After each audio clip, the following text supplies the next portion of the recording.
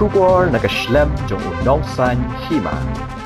Kakasi Students Union sang kami hak pesantren naitung la Pynkup Burom meg hinyongot ki Khynnah ilakai Kickboxing ke jela apo kalama jong ka Meghalaya State Kickboxing Association ki Khur Takma hak wako National Cadets and Junior Championship 2022 ke balalong nadu ka khat khandai hadu ka arplai tarik unaitung a Kolkata kini ki kenthop ilaingut ki Khur ya ka Takma ksiar mar artli ki Takma rupa matranong ki Khur ya ka Takma ksiar kilong ulum jingsok yau penyau walam kupar thaba bat uthang gaulin manlun kibla khor ya Takma rupa kilong winning star lingdo nonglait bukit bok kharshieng katba ki arngot kibla khor ya Takma nong kilong ga indahon yau penyau bat udajit kerpang singjeri.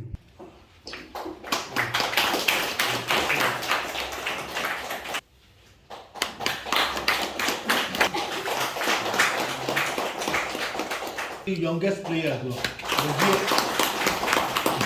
Demi pengetahuan, okey, cukup semua.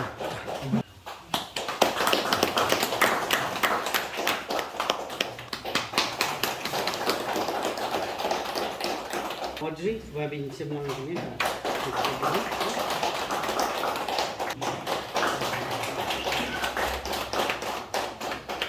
Sama saya orang Indo Mokam, dari coach Burom di kat di sebelah. Mana semua nak play tu punya jadi team manager di Messi berhubung kerja dan Messi bawa dah rumbai diberi ki pegang sampai di dekat 6 tahun dia bergelar state position. Mana semua nak play kerpang ya ki make pa bahaya sampai benar kat dalam dunia kemen para ya jadi saya sampai berkat ba nomor ba ngam sampai berkat ba tak singa dalam apa yang diproses regular kasi pindah berkit ni bat kampit hero yang mau fight naik di players.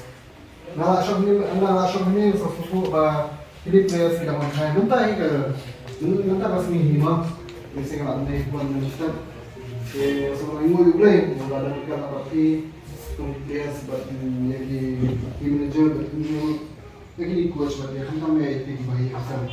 Kalau soalnya play kami play badan kita tapi ba Khynnah pa la chasse au ciel.